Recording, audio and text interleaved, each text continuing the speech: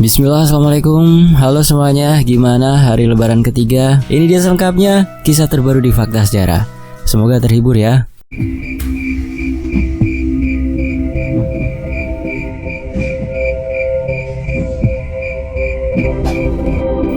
Pabrik itu tak pernah terasa begitu hidup sebelumnya. Siang itu, udara di dalam ruangan besar beratap seng terasa lebih ringan. Meski bau oli dan besi masih menggantung seperti biasa. Ardi berdiri di sudut ruang produksi. Tangannya memegang sebatang besi yang baru saja dia potong dengan mesin gerinda. 3 tahun dia menghabiskan hari-harinya di sini, di pesisir Jawa Tengah yang panas dan berdebu. Tapi hari ini ada sesuatu yang berbeda. Dia bisa merasakannya di ujung jari-jarinya yang kasar, di udara yang biasanya pengap, bahkan di suara mesin yang berdengung monoton. Matanya menyipit, mencoba mencari tahu apa yang membuat hari ini tak sama. Lalu dia melihatnya. Dari pintu masuk yang besar di sisi timur, puluhan buruh perempuan baru berjalan masuk. Langkah mereka masih ragu-ragu, seperti anak kecil yang baru belajar jalan. Mereka mengenakan seragam biru tua yang sedikit kebesaran, badge nama tergantung di dada, dan rambut diikat rapi sesuai aturan pabrik. Katanya mereka direkrut seminggu lalu karena ada pesanan besar dari kota yang harus selesai sebelum akhir bulan. Ardi tak terlalu peduli detailnya bagaimana. Ini cuma berarti satu hal. Ada wajah-wajah baru untuk dilihat dan mungkin untuk didekati. Di antara kerumunan itu, satu sosok menarik perhatiannya lebih dari yang lain. Sinta, begitu tulisannya di badge kecil yang dia kenakan. Kulitnya cerah, hampir terlalu bersih untuk lingkungan penuh debu seperti ini di pabrik. Dan rambutnya yang hitam diikat ponytail, sederhana tapi rapi. Dia tak banyak bicara, tak seperti beberapa buruh baru lain yang sibuk berbisik atau tertawa kecil. Sinta berjalan dengan tenang, tangannya memegang tas kain kecil dan duduk di salah satu mesin jahit di barisan tengah. Ardi memperhatikan caranya bekerja. Gerakannya lincah tapi tak tergesa, seperti dia sudah tahu apa yang harus dilakukan meski baru pertama kali di sini. Ada sesuatu di sikapnya yang membuat Ardi tak bisa berpaling. Cantik juga ya, gumamnya dalam hati. Sudut bibirnya terangkat membentuk senyum kecil. Ardi tahu dirinya bukan orang biasa di pabrik ini. Di kalangan buruh laki-laki, dia punya reputasi playboy, kata mereka. Dan dia tak pernah membantah. 3 tahun di sini dia sudah punya cerita dengan banyak buruh perempuan. Yang manis, yang pemalu, yang galak, semua pernah dia dekati. Bagi Ardi ini cuma cara untuk mengisi kekosongan hari-hari yang membosankan. Tapi Sinta, dia terasa lain. Bukan cuma karena wajahnya yang bening, tapi ada aura tenang yang membuatnya menonjol. Dan Ardi suka tantangan. Woi Ardi, ngelamunin apa sih? Tono, temennya yang berdiri di sebelah, sambil menyortir sekrup, menyenggol pundaknya dengan siku. Suaranya cukup keras, sampai beberapa buruh di dekat mereka menoleh. Jangan bilang loh, udah naksir yang baru masuk. Belum sehari, udah jadi target mangsa. Adi cuma terkekeh, tak langsung balas. Dia letakkan besi yang dia pegang ke meja kerja, menyekat tangan ke celana jeansnya yang penuh noda. Lalu melirik Tono dengan ekspresi santai. Kamu urus aja sekrupmu Ton, biar aku yang urus pemandangan, katanya, nada suaranya penuh percaya diri. Matanya kembali mencari Sinta yang sekarang sibuk menata kain di depan mesin jahitnya. Jarum mesin mulai bergerak dan Sinta fokus, tak peduli dengan keriuhan di sekitarnya. Dasar kamu gak pernah insaf. Tono geleng-geleng kepala, tapi ada senyum kecil di wajahnya. Hati-hati bro, ntar kena yang beneran susah dilupain hingga sampai ke hati. Hah? Susah dilupain? Gak ada yang susah buatku Tono, balas Ardi. Bundaknya mengangkat seolah itu hal sepele. Dia memang yakin dengan kemampuannya. Dia tahu caranya memulai obrolan, caranya buat orang tak bisa nolak senyumnya, dan caranya mundur tepat waktu sebelum semuanya jadi rumit. Sinta, pikirnya, tak akan beda. Dia cuma perlu langkah yang pas. Hari itu berjalan lambat, tapi Ardi tak keberatan. Setiap ada kesempatan, dia curi pandang ke arah Sinta. Dia lihat caranya menyeka keringat di dahi dengan lengan seragamnya, atau caranya mengangguk kecil saat mandor lemah jalan berinstruksi. Ada ketenangan di wajah Sinta yang membuat Ardi penasaran, seperti dia punya rahasia yang tak dia tunjukkan pada siapapun. Dan Ardi suka itu. Dia suka ide membuka lapisan-lapisan itu satu persatu sampai dia tahu apa yang ada di baliknya. Saat lonceng istirahat akhirnya berbunyi, Ardi tak buang waktu. Dia ambil botol air dari tas lusuhnya, berjalan santai ke arah kantin kecil di sudut pabrik. Sinta duduk di bangku kayu panjang, sendirian, tangannya memegang sepotong roti yang dia keluarkan dari tas kainnya. Ardi tarik nafas dalam. Pastikan senyumnya pas, ramah, tapi tak berlebihan, lalu melangkah mendekat. Baru ya di sini? Tanyanya. Suaranya dibuat ringan seolah dia cuma kebetulan lewat jalan di situ. Dia letakkan botol airnya di meja, tak terlalu dekat, lalu duduk di ujung bangku, jaga jarak supaya Sinta tak langsung curiga. Sinta menoleh matanya yang hitam menatap Ardi sekilas sebelum kembali ke rotinya. Iya, baru seminggu mas, jawabnya singkat, nadanya sopan tapi tak antusias. Dikikit rotinya pelan, tak buru-buru menatap Ardi lagi. Pantes, mukamu gak familiar. Namanya siapa? Di bagian mana kamu kerja?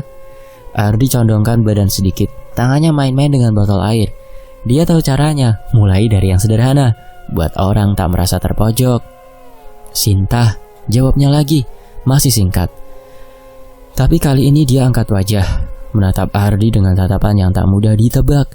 Bukan takut, bukan juga tertarik, hanya tenang, seperti dia tak terpengaruh oleh apapun di sekitarnya. Ardi, balas Ardi cepat, tunjuk dadanya sendiri dengan jempol.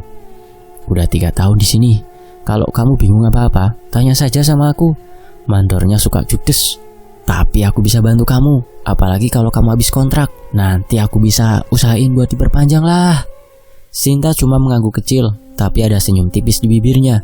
Mungkin cuma sopan, mungkin ada sedikit rasa nyaman. Ardi tak peduli bedanya. Baginya itu cukup. Senyum itu adalah celah, dan dia tahu caranya masuk lewat celah kecil seperti itu. Dia tak mau terlalu agresif hari ini. Cukup sampai di sini, pikirnya. Ya udah makan dulu. Ntar kalau ada bapak, bilang aja, kata Ardi sambil berdiri, ambil botol airnya, dan melangkah pergi dengan santai.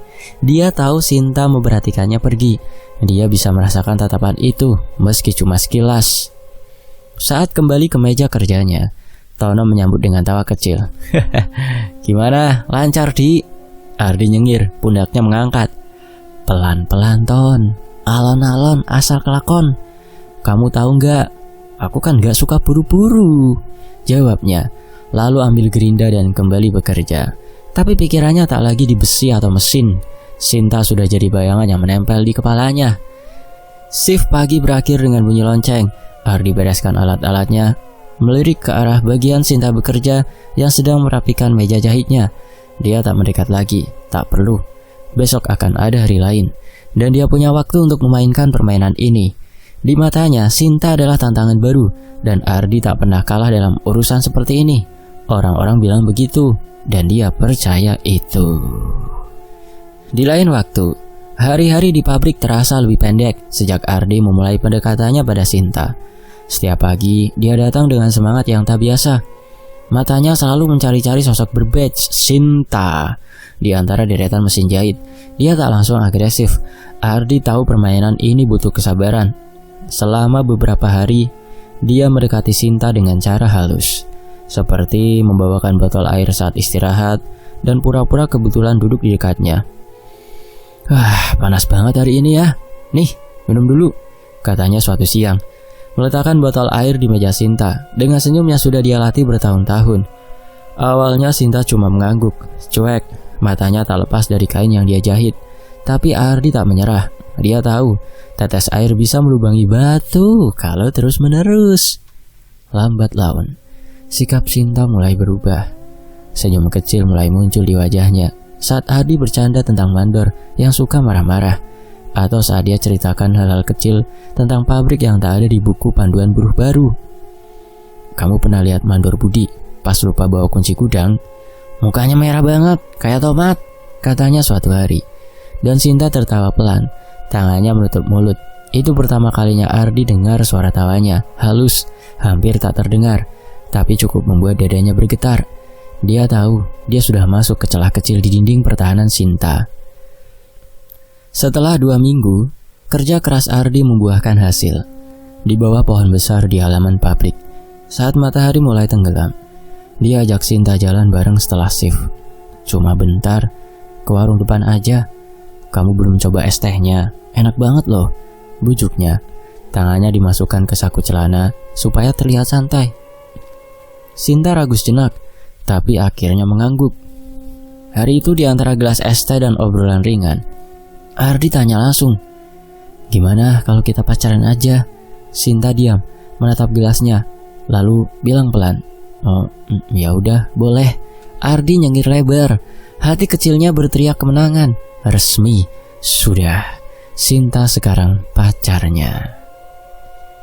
Keesokan harinya, Ardi masuk pabrik dengan pundak yang lebih tegak. Dia merasa bangga, lebih dari biasanya. Sinta bukan cuma cantik, kulitnya yang cerah dan sikapnya yang tenang membuatnya beda dari pacar-pacar sebelumnya.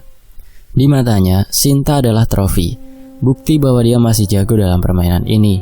Teman-temannya termasuk Tono tak bisa menyembunyikan iri di wajah mereka. "Edian, kamu cepet banget, baru 2 minggu udah dapat yang paling cakep," kata Tono saat mereka makan siang di kantin. Nada suaranya campur antara kagum dan sinis. Ardi cuma nyengir, mengunyah nasi di pinggirnya. "Namanya juga Ardi bro, kamu cuma bisa nonton." Balasnya lalu tertawa kecil. Tapi Ardi tak puas sampai di situ. 2 minggu pacaran membuatnya ingin lebih. Dia tak cuma mau Sinta jadi pacar di atas kertas. Dia mulai merencanakan langkah lebih jauh. Suatu sore, setelah shift selesai, dia ajak Sinta makan malam bareng. Di dekat kontrakan aku, ada warung makan enak. Ayam gorengnya mantap, apalagi sambelnya. "Mampir bentar aja ya," katanya. Suaranya dibuat santai, meski matanya penuh harap. Sinta menatapnya, alisnya sedikit berkerut. "Udah capek banget nih Dik, tadi kerjaan banyak banget. Ntar juga aku pulangnya susah kalau malam-malam," jawabnya. Nada suaranya ragu. Ardi tak kehilangan akal. "Tenang Sin, aku antar pulang kok." "Gak jauh, cuma 5 menit dari kontrakan," bujuknya lagi. Senyumnya melebar. Sinta diam sejenak, lalu mengangguk pelan. "Ya udah, bentar aja ya," katanya. Malam itu, mereka duduk di warung kecil dengan meja kayu reot. Ardi pesan ayam goreng dan nasi untuk mereka berdua. Sengaja pilih porsi besar supaya makanannya lama habis. Dia ceritakan hal lucu, buat Sinta tertawa lagi. Dan perhatikan caranya makan, pelan, rapi. Tak seperti buruh lain yang biasanya buru-buru. Jam di dinding warung menunjukkan pukul 8. Sinta selesai makan dan Ardi tahu ini saatnya. "Kayaknya udah malam Sin, kosan kamu kan jauh. Mending tidur di kontrakan aku aja yuk. Besok aku antar ke kosan sebelum kerja," katanya. Suaranya dibuat penuh perhatian. Sinta menatapnya, matanya menyipit. "Nggak enak lah Di, aku pulang aja," tolaknya pelan. Tapi Ardi tak mundur.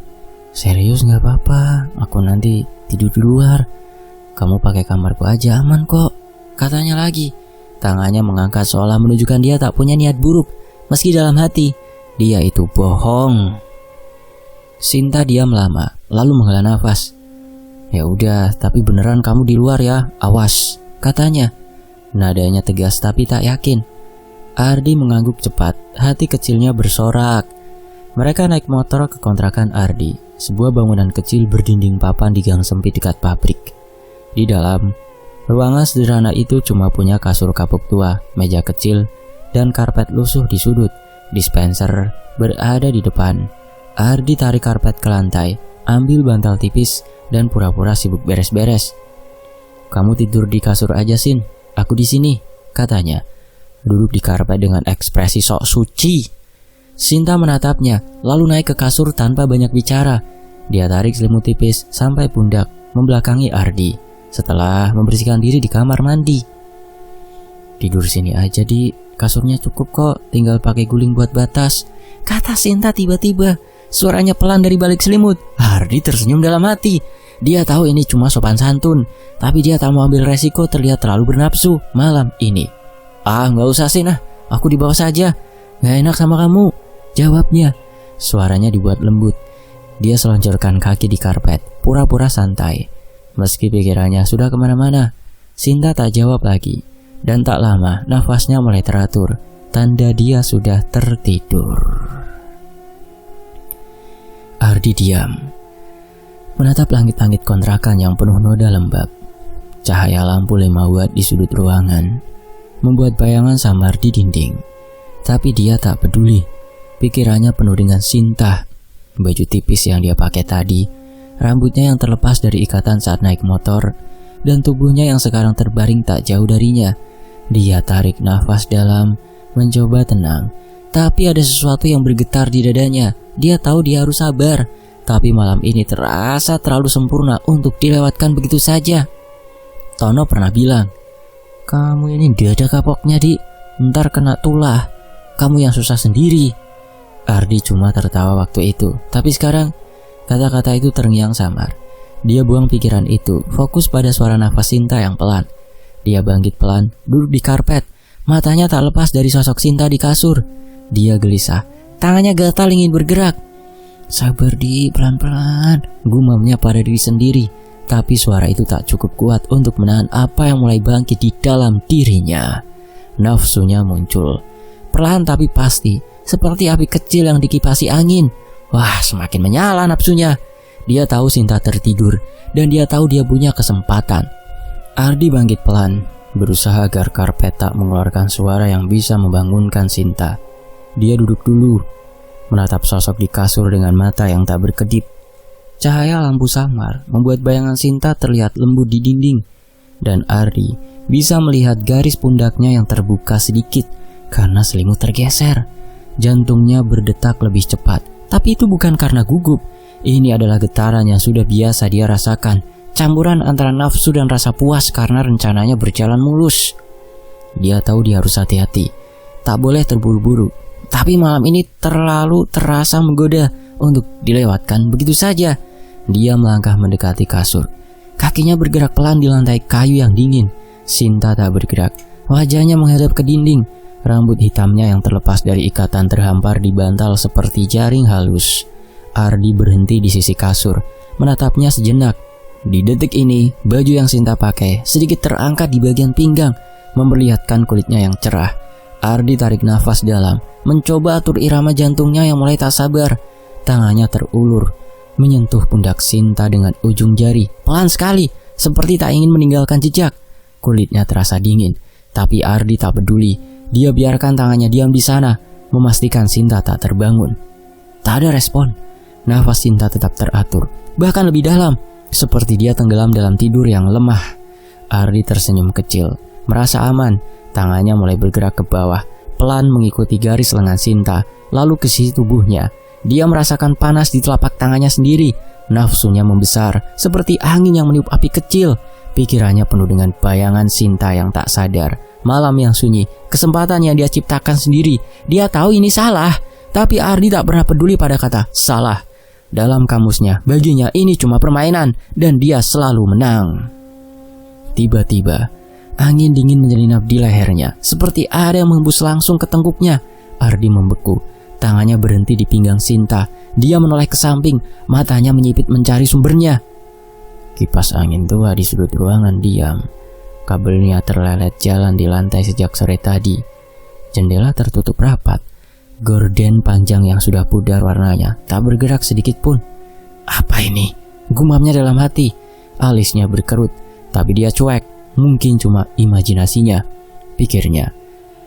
Dia kembali fokus pada Sinta. Tangannya mulai bergerak lagi. Kali ini lebih berani, menyelinap ke bawah kain baju yang terangkat. Ya, angin itu datang lagi, seolah-olah melindungi Sinta dari perbuatan buruk si Ardi. Angin itu lebih kencang, lebih dingin, seperti ada yang berdiri di belakangnya dan meniup langsung ke lehernya. Ardi menarik tangannya. Pundaknya menegang. Dia menoleh ke arah gorden dan di sana, di balik cahaya redup lampu, dia melihat sesuatu. Bayangan hitam samar seperti bentuk manusia berdiri diam di belakang kain lusuh itu, seakan-akan mengawasi Sinta dari kejauhan. Jantungnya berdegup kencang, tapi dia coba tenangkan diri. Gak ada apa-apa, katanya pelan. Suaranya hampir tak terdengar. Dia bangkit dari lantai, melangkah mendekati gorden dengan kaki yang sedikit gemetar. Tangannya terulur, ragu sejenak, lalu menarik kain itu dengan cepat. Kosong. Tak ada apa-apa di belakangnya. Cuma dinding papan yang penuh retak dan bau kayu lapuk. Ardi menghela nafas, tertawa kecil pada dirinya sendiri. Aku gila apa? Takut sama bayangan, gumamnya, mencoba buang rasa tak nyaman yang tiba-tiba muncul. Kamar terasa lebih dingin sekarang, meski dia tahu itu tak masuk akal. Kontrakannya kecil, tak ada ventilasi yang cukup untuk udara segar masuk. Dia goyangkan kepala, kembali ke kasur dan menatap Sinta lagi. Dia tak mau kehilangan momen ini cuma karena perasaan bodoh. Tangannya kembali terulur, kali ini lebih cepat, mencoba menyingkap baju Sinta lebih tinggi. Jarinya menyentuh kain, menariknya pelan, dan dia bisa melihat garis punggung Sinta yang mulus di bawah cahaya samar. Saat kain terangkat sampai pundak, suara aneh terdengar. Pelan, seperti tawa kecil yang jauh, tapi cukup jelas untuk membuat Ardi membeku. Dia menoleh ke samping, tak ada apa-apa. Suara itu datang lagi. Lebih dekat, dari atas. Ardi angkat kepala, matanya melebar. Di langit-langit, tepat di atas kasur, ada sosok berbaju putih lebar. Wajahnya hitam legam, tak punya mata atau mulut yang jelas. Sosok itu menempel seperti cicak, tangannya terentang. Dan sebelum Ardi bisa berpikir, sosok itu jatuh, langsung menindihnya. Ardi menjerit, tangannya mendorong udara kosong, tubuhnya terjengkang ke belakang. Dia rasakan beban berat di dadanya, bau busuk menyengat di hidungnya, dan suara itu suaranya menggema di telinganya. Dia tutup mata, berusaha bangkit, tapi kakinya tak mau nurut. Pergi, teriaknya. Suaranya serak. Tiba-tiba beban itu hilang dan suara Sinta memecah keheningan. Ardi, kamu kenapa? Nada suaranya khawatir. Tangannya menyentuh pundak Ardi. Ardi buka mata, nafasnya tersengal. Sinta duduk di kasur, matanya memandangnya dengan cemas. Cahaya lampu masih redup. Kamar masih sama. Tak ada sosok hitam, tak ada apa-apa lagi di langit. Dia lihat ke tangannya, kosong. Tak ada tanda apapun. Aku mimpi buruk, Sin, katanya pelan. Mencoba atur nafas, dia usap wajahnya. Keringat dingin membasahi dahinya. Sinta mengangguk, tapi tatapannya tak lepas dari Ardi. Udah, lanjutin tidur di, besok kerja, katanya lagi. Suaranya lembut tapi tegas. Ardi menatapnya masih bingung. Dia tahu itu bukan mimpi. Dia merasakan angin itu, melihat bayangan itu, dan sosok itu terlalu nyata. Tapi Sinta terlihat biasa saja, seperti tak tahu apa yang baru terjadi. Iya, Sin, aku lanjut tidur, jawabnya. Suaranya serak. Dia bangkit dari lantai. Kakinya masih lemah jalan dan membaringkan tubuhnya. Tidur di, udah malam, besok kerja, kata Sinta lagi, lalu balik tidur membelakangi Ardi. Ardi selonjoran tubuhnya di karpet, tangannya di bawah kepala, tapi matanya tak mau lemah. Dia menatap langit-langit, kosong sekarang, tapi bayangan sosok itu masih terngiang. Dia coba tutup mata, tapi tak bisa. Pikirannya penuh dengan apa yang baru dia lihat. Nafsunya yang tadi membakar, lenyap seketika, diganti rasa takut yang aneh, yang tak biasa baginya. Dia playboy, dia tak pernah takut pada apapun, tapi malam ini dia ragu. Matanya melirik ke gorden di sudut ruangan, tak bergerak, sekarang diam. Kain lusuh itu tergantung lemah, jalan, seperti tak pernah disentuh. Dia tarik nafas dalam, coba tenangkan diri. Apa yang terjadi? Gumamnya, meski dia tahu. Sinta bernafas pelan di sampingnya, tertidur lagi. Ardi tak bisa ikut terlelap. Dia menatap gorden itu tak berkedip, takut kalau bayangan itu muncul lagi. Malam terasa panjang dan untuk pertama kalinya Ardi merasa kontrakannya tak lagi miliknya sepenuhnya. 3 hari telah berlalu sejak malam yang membuat Ardi gelisah. Tapi dia tak mau menyerah. Bayangan hitam di langit-langit kontrakannya masih terngiang. Suara tawa cekikikan itu seperti bisikan yang tak mau pergi di kepalanya. Tapi dia paksa dirinya untuk melupakannya. Dia bilang pada diri sendiri itu cuma mimpi, cuma halusinasi karena dia terlalu lelah. Tapi setiap kali melihat Sinta di pabrik, duduk tenang di mesin jahitnya, rambutnya terikat rapi, ada sesuatu yang menggelitik di pikirannya, sesuatu yang tak bisa dia jelaskan. Ardi tak suka perasaan itu. Dia tak biasa takut, apalagi pada wanita yang dia dekati. Malam ini dia putuskan untuk ajak Sinta ke kontrakannya lagi, untuk membuktikan bahwa dia masih punya kendali. Shift pagi, waktu sore baru selesai. Dan Ardi tak buang waktu. Dia tak bilang apa-apa pada Sinta sebelumnya. Dia langsung ambil motornya, melaju ke kosan Sinta di gang sempit dekat pabrik. Langit sudah gelap, bintang-bintang tertutup awan tebal, dan lampu jalan yang redup berkedip lemah. Saat sampai di depan kosan perempuan itu, dia lihat Sinta sudah berdiri di teras kecil. Tangannya memegang tas kain sederhana. Dia pakai baju tipis biru yang sedikit tembus pandang di bawah lampu neon kosan, dan celana ketat yang membentuk lekuk kakinya. Rambutnya terlepas, jatuh ke pundak seperti air yang mengalir pelan. Ardi terpikat. Matanya tak bisa pergi fokus dari sosok di depannya. "Kamu udah siap, Yasin?" tanyanya sambil nyengir, turun dari motor dan bersandar ke stang dengan santai. Sinta menatapnya. Matanya beda. "Mau kemana?" tanyanya pelan.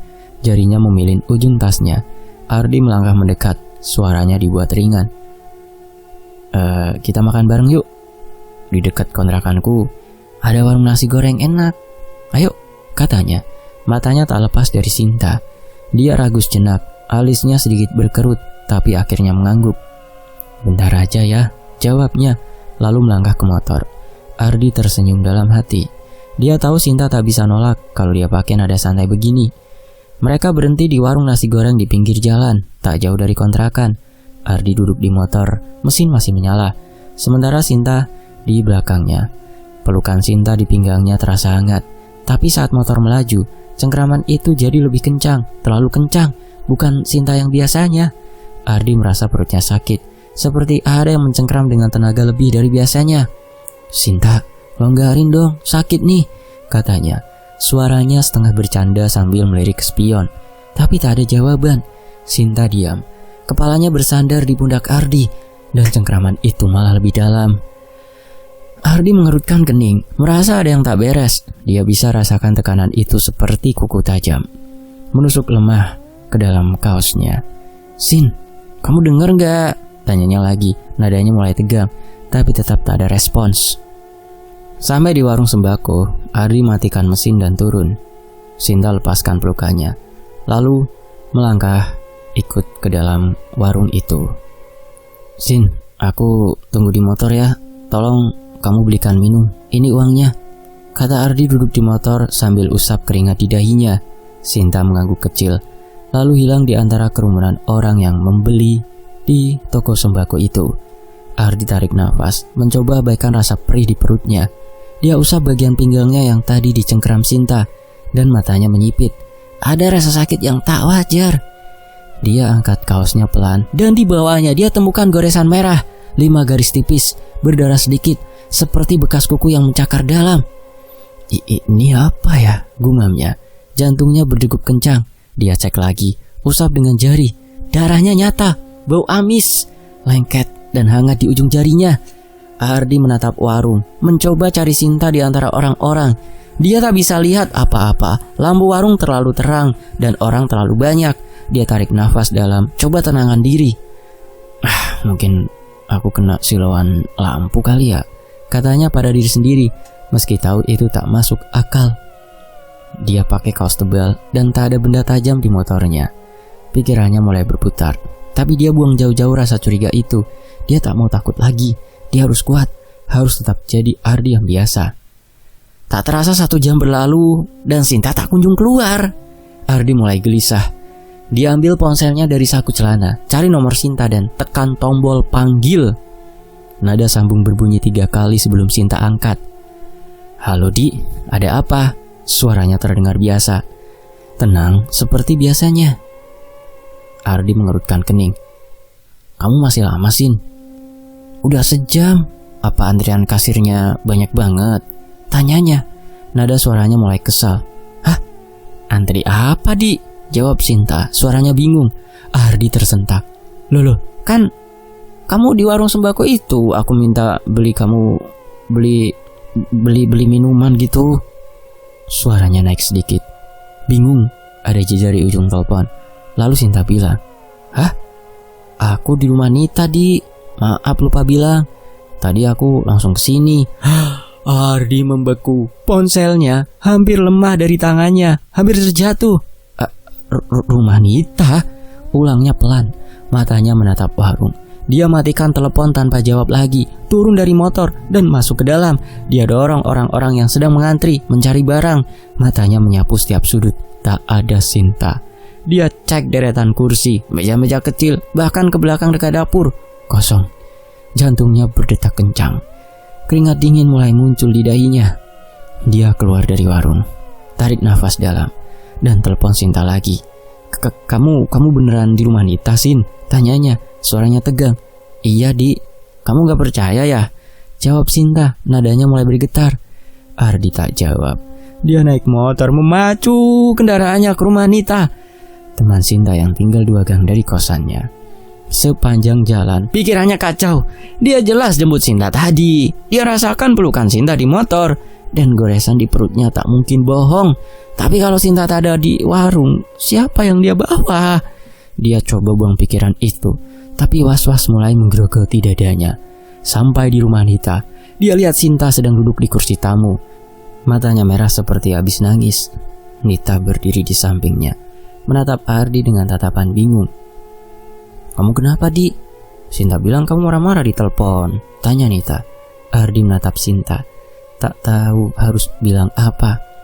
Aku cuma bingung, katanya pelan. Tangannya mengusap wajah, keringat dingin menetes. Sinta berdiri mendekatinya.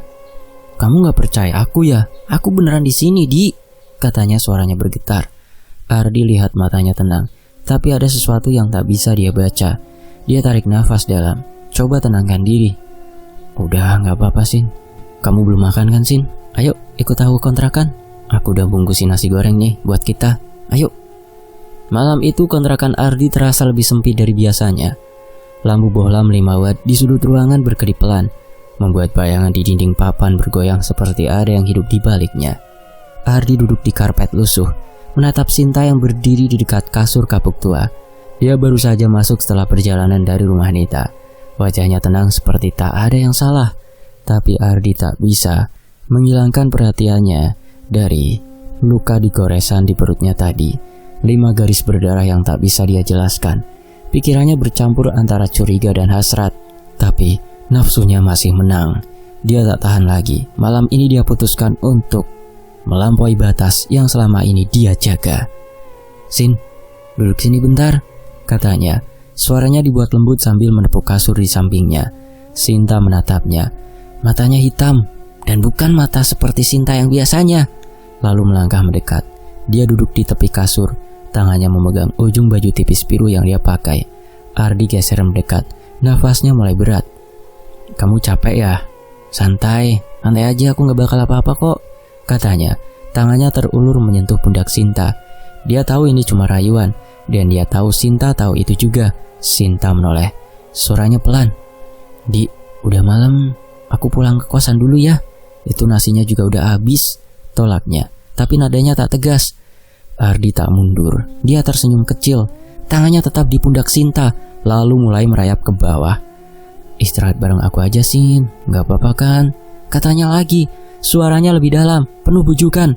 Sinta diam, tak jawab, tapi juga tak menolak lebih keras. Ardi ambil itu sebagai lampu hijau, menyimpulkannya seperti itu. Tangannya bergerak lebih berani, menyentuh sisi tubuh Sinta, merasakan kehangatan di balik kain tipis itu. Sinta akhirnya diam, tak bergerak, matanya menatap ke depan seperti menyerah. Ardi bisa rasakan jantungnya berdetak kencang, bukan karena takut, tapi karena hasrat yang sudah lama dia tahan. Di, panggil Sinta tiba-tiba. Suaranya pelan tapi jelas. Ardi menoleh ke atas, matanya naik dari kaki Sinta ke pundaknya, lalu kepalanya. Dan saat itulah dia membeku. Kepala Sinta berputar, bukan pelan, tapi cepat, 180 derajat, menghadapnya dengan sudut yang tak wajar. Wajahnya tak lagi tenang, bibirnya tersenyum mengerikan, lebar dan kaku, matanya hitam pekat tanpa cahaya. Ardi tersentak, kakinya mundur. Tapi dia tak bisa bergerak dari apa yang dia lihat. Sosok itu, Sinta atau apapun itu, mulai bergerak, menari dengan gerakan kaku seperti boneka rusak. Tangan dan kakinya bergetar tak beraturan, dan dari mulutnya keluar suara seperti tawa yang dipotong-potong. Ardi jatuh ke belakang. Punggungnya membentur lantai kayu dengan keras. Dia rasakan panas di celananya. Dia kencing. Ketakutan sampai tak bisa kontrol diri. Apa ini? Teriaknya dalam hati. Matanya tak bisa fokus, tak bisa jalan dari sosok di depannya itu. Sinta terus menari-nari, atau sosok itu menari. Kepalanya tetap menghadap Ardi meski tubuhnya membelakanginya. Suara tawa itu menggema di kontrakan kecil, bercampur dengan derit suara genteng. Ardi coba bangkit, tapi kakinya lemah, gak bisa jalan, seperti ada yang menahannya. Dia tarik nafas panik, lalu akhirnya berteriak, setan! Suaranya memecah malam, dan dengan tenaga yang tersisa, dia lari ke pintu. Dia buka pintu dengan kasar, hampir mencabut engselnya, dan lari keluar gang sempit. Kakinya terasa berat, celananya basah, tapi dia tak peduli. Dia tahu kontrakan Tono cuma 50 meter dari situ. Dia harus ke sana. Dia gedor pintu Tono dengan kedua tangan. Tono, tolong Ton, buka cepet! Teriaknya, suaranya serak. Tono buka pintu setelah beberapa detik. Matanya mengantuk, tapi langsung melebar saat lihat Ardi. Dik, kamu kenapa? Kok gemetaran gitu? Katanya. Duh, bau pesing lagi. Tangannya memegang pundak Ardi. Ardi masuk hampir jatuh dan duduk di lantai. Aku nggak mau balik ke kontrakan. Aku mau nginep di sini ya Ton. Biarin aku nginep di sini Ton. Tolong Ton, katanya. Nafasnya tersengal. Matanya liar mencari-cari sesuatu di ruangan. Tono menatapnya bingung. Kamu habis ngeliat apa, Di? Kok kamu kayak orang ketakutan banget? Tanyanya. Tapi Ardi tak menjawab. Dia cuma goyangkan kepala. Tangannya menutup wajah. Dia tak bisa ceritakan apa yang baru dia lihat. Kepala Sinta yang berputar, tarian mengerikan itu, suara tawa yang tak manusiawi. Dia takut kalau mengucapkannya akan membuatnya nyata lagi dan bisa mengundangnya. Tono akhirnya diam, ambil bantal dan selimut, lalu biarkan Ardi tidur di sofa kecil di ruang tamunya. Ardi tak tidur malam itu, matanya terbuka lebar, menatap pintu, takut sesuatu akan masuk. Pagi harinya, Ardi ke pabrik dengan wajah pucat. Dia lihat Sinta di mesin jahitnya, masih bekerja seperti biasa. Rambutnya terikat rapi, wajahnya tenang. Tak ada tanda apapun dari malam tadi. Tak ada senyum mengerikan, tak ada gerakan aneh. Dia lihat Ardi dari kejauhan, mengangguk kecil seperti biasa, menyapanya. Tapi Ardi tak membalas. Dia takut mendekat.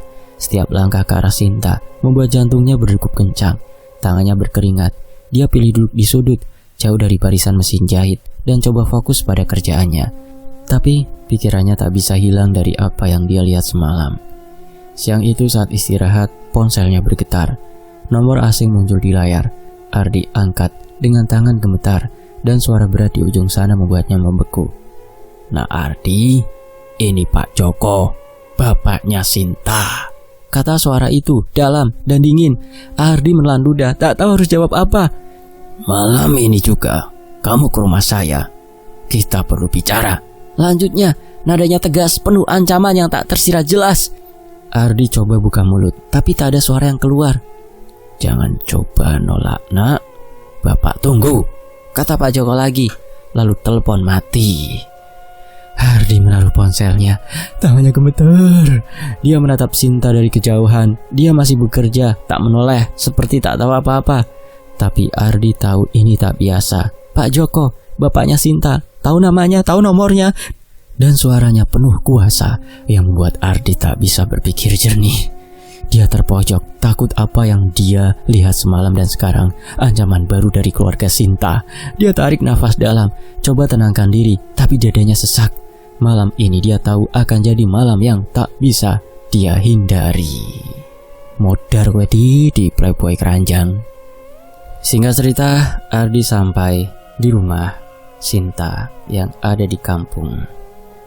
Pak Joko membuat kalimat tegas untuk Ardi. Bocah kurang ajar. Jangan sampai kau menggoda Sinta lagi. Aku tahu apa yang ada di pikiranmu.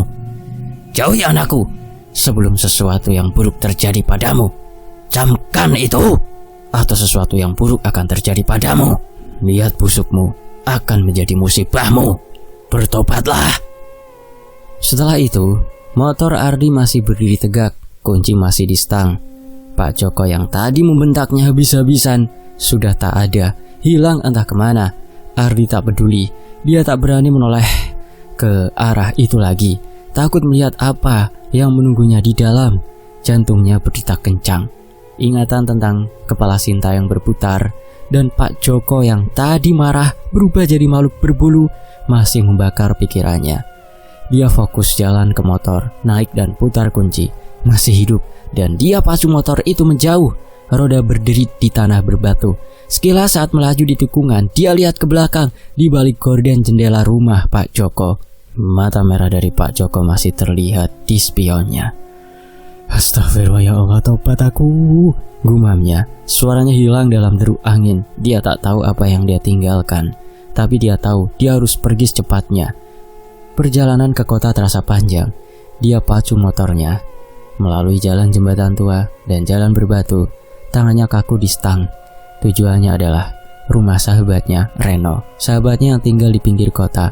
Sampai di sana, Ardi hampir jatuh dari motornya. Kakinya lemah. Dia gedor pintu. "Reno, tolong buka, Ren!" teriaknya. Suaranya serak. Reno muncul. Wajahnya mengantuk tapi langsung tegang saat lihat Ardi. "Di, kamu dari mana? Kenapa?" tanyanya. Ardi masuk duduk di sofa dan ceritakan semuanya. Dari malam di kontrakan tentang niat busuknya sampai horor di rumah Pak Joko. Sinta kepalanya muter, Ren. Pak Joko jadi malu. Aku gak bohong, katanya. Matanya liar. Reno mendengarkan. Wajahnya pucat. "Kamu serius, Di? Ini gila. Kamu harus jauhin Sinta. Sepertinya Sinta itu dijaga sesuatu yang tidak bisa kamu lawan. Apalagi kamu sudah niat buruk. Hati-hati, Di. Itu bakal jadi tulah untukmu. Jangan deketin lagi saranku," katanya. Suaranya tegas. Ardi mengangguk.